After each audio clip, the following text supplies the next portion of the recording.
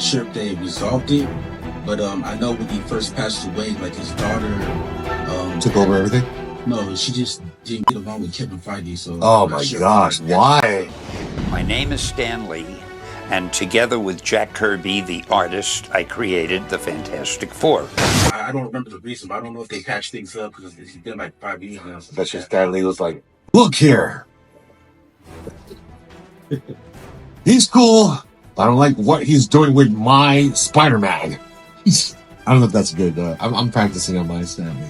But I don't know what he's doing with my Spider-Man. I think his daughter probably said that to herself. Like, I don't like what you do with Spider-Man. So well, I mean, bro, you think Stan Lee ever questions, like, that's not how the story goes?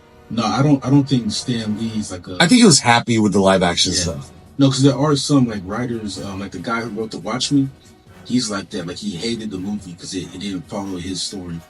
But The Watchmen was almost page by page. Almost. Yeah. Page by page. But he still didn't like it. Oh, because they changed some things. There are some things. There's just some writers that are just like picky like that. But Stan Lee was like, I don't care, just as long as I get a live action of these characters that I wrote. He loved every cameo. He loved every actor who played every character. I'm talking about like even all the way from the Fantastic Four, the 90s one or the 2000 one. That one he loved like Dr. Doom's portrayal. Julian McMahon playing Dr. Doom. They couldn't have chosen a better guy because he's intelligent looking.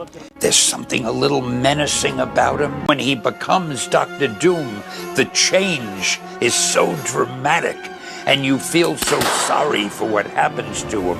And yet you don't feel too sorry for him because he becomes not the nicest guy in the world. I think I'll get a second opinion. Shoot it!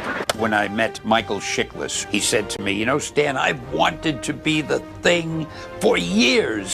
It was something I was a fan of when I was a kid, and was my favorite of all the comic book characters, the Thing. So I had a little childhood dream fulfillment. To make the leap onto the big screen from the small screen is often daunting, and you want to make as big a splash as you can make. This was something that could make a big old cannonball splash, and I'm really happy at the way it's turned out. Here's a guy playing a role who is actually a fan of the character he's playing, and when you see him as the Thing in this movie, I don't think anybody on earth could have played it as well as he did. We are so lucky to have gotten you to play this. Oh, thank you, sir, so much. I don't think anybody else could do it this way.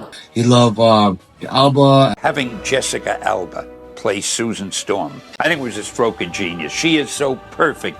The fans love her, and she did a wonderful job. When Stan Lee said, "You are the best Sue Storm," I was like, the guy who created it embraces me, so how can the fans be mad? Look at me. I can't. What do you mean you can't? Look at me! Ian Griffith is just great as Reed Richards, or Mr. Fantastic, as he modestly refers to himself. And I think he brings a certain sobriety and thoughtfulness to counterbalance the other characters. Who wouldn't want to be related to a character called Mr. Fantastic? I mean, it's awesome. I've been renowned for playing a character called Horatio Hornblower, so it's going to be great for people to be shouting, "Hey, Mr. Fantastic." He loved all of you, like Chris Evans. My gosh, Chris Evans as the Human Torch. He has all that wise guy personality, all the youthful enthusiasm, all the excitement about enjoying being the Torch. Don't even think about it. Never do. What are you doing? That role had very little on page in the sense that Johnny Storm is really just a happy-go-lucky kind of, in the comics, a teenager. I said we'd be, upset if I take some liberties. Tim said, go for it, whatever you want to do, just try it, and if it doesn't work, I'll let you know. Chris Evans brought such an intelligence to that role, and he created a whole nother subplot just by him doing his thing. Oh, you're hot. Why, thank you, so are you. It's great when you got a director who really gives you some creative freedom. It's like, oh man, I'd love to see you again. As going back to Fantastic Four, so yeah, my issue with them taking place in the 60s was, one, it creates a plot hole, because like I was saying, how come in all these MCU films, like nobody's ever mentioned them? Because like I said, anybody that knows the comic books knows that like Fantastic Four is like celebrities. Like they have no secret identity. Everybody knows that Mr. Fantastic is Reed Richards. Everybody knows the Invisible Woman is Sue Storm. Everybody knows Human Torch is Johnny Storm. What? Oh, well, I can explain this. Everybody knows the Thing is Ben Grimm. So like there's no mention of him. The smartest man alive, Reed Richards of the Fantastic Four. Hello, Stephen. Fantastic Four. Didn't you guys chart in the 60s? I'm sorry, is this a joke to you? Here's my second issue though. They were around in the 60s. That means all their villains from Dr. Doom, Puppet Master, Phase 4 of the MCU. Wizard. Thought you were, retired. Retired? I'm not Just retiring. to clarify, okay. I'm not retired. Yeah, not going anywhere. Retired. I'm already in the void. I'm not trying to get canceled again. I don't like you. You never did. Oh man. I don't really like the term woke because I think it's an umbrella term that I'm not 100% sure I even know what it means. And Diablo. I think it's canon that R2D2 is a lesbian. Oh, interesting. Yeah. Huh. Ask Filoni. Okay. All be like in their 90s now. So I feel like long term, if they do sequels, and I think Disney kind of shot themselves in the foot. No. in my opinion. This is my thing. Now they're going to go backwards with the Fantastic Four. My theory, they never existed. Okay, well, and then my second issue with it is that when that means. And it's 616. Which is the MCU. Yeah. They never existed. Well, that doesn't make sense either. No, they didn't exist. Deadpool 3 is going to merge and reboot the universe to where they will exist. All right. So these villains that already existed, like the Skrulls, Ronan, Ego's form. The High Evolutionary from the High Evolutionary, who's Ant-Man's King. King Conqueror. And we haven't got the Beyonder yet, right? Madam Web? No, Madam Web. King is kind of tricky though because of the whole Avengers? Yeah, the Jonathan Major situation. I don't know if they're gonna recast that or Well, I think they're gonna recast him. Supposedly Denzel Washington. Oh, his son? Or No. Denzel Washington might play again. Think you fucking with? I run shit here. You just live here. I'm gonna burn this motherfucker down. I mean, the Avengers got nothing on me.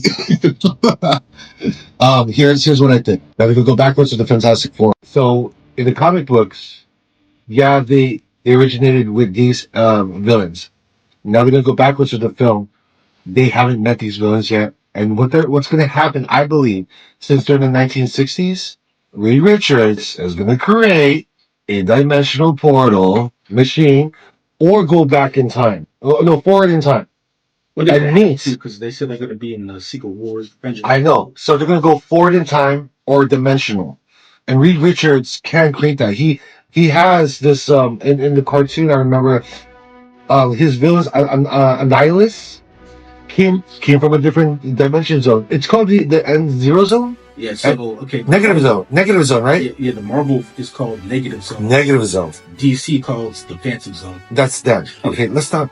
So it's a negative zone, right? Right. Negative zone, different timelines, different. See, they can play around with that. Almost the same thing that Doctor Strange could do, and what American Chavez, she can I guess her power. I didn't know this, but she can transfer through different multiverses. Yeah. I didn't know she did. I thought she was like a female version of Captain America. I didn't know she had that. Yeah. Okay. No. So yeah, but actually, okay. So let's rewind. I didn't get your thoughts on this. So what do you feel? How do you feel about making the movie take place in the 60s? I like it. Like I said, they can play around with that. And bro, there's so many cameos. I mean, you can make a digital. I don't know. That might be a little controversial, but you can make an AI digital version of Stan Lee to do a cameo. You could. Yeah. And his voice, I'm sure they can AI it. Fine. If you want. It might be a little bit too touchy because he did pass away. You gotta get permission from the family. You need yes. permission from the family, yes. I had a chance to meet him, and I missed the opportunity when I had the ticket for Comic-Con and I didn't go. Oh man, it sucks. I know. Excelsior!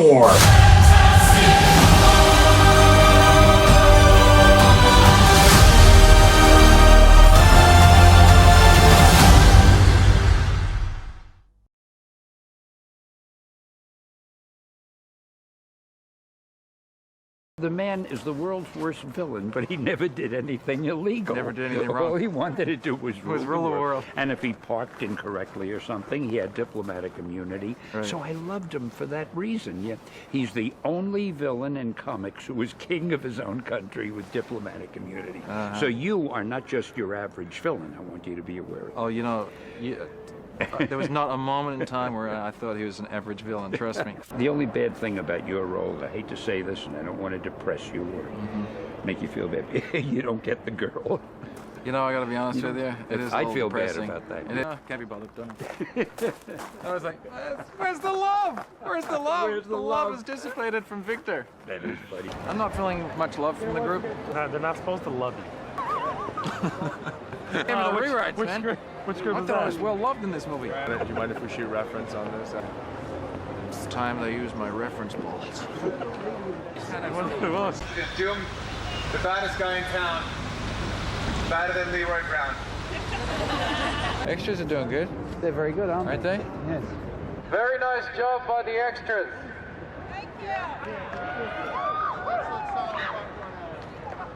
The actors leave a little to be desired, but we'll do better, I promise.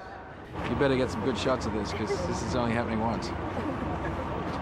The most attractive part of this outfit is the top knot you have going up here. You like that? Yeah, that's nice. A little tough. I feel quite powerful, though, I must say. Except the fact that I can't turn my head or raise my arms. This is what it comes down to. All the years studying, all the years in theater, all the years training to be an actor comes down to being stuck in a prosthetic zoom suit from God knows where. And looking like a human sperm. We got that now. We're on to the wide shot.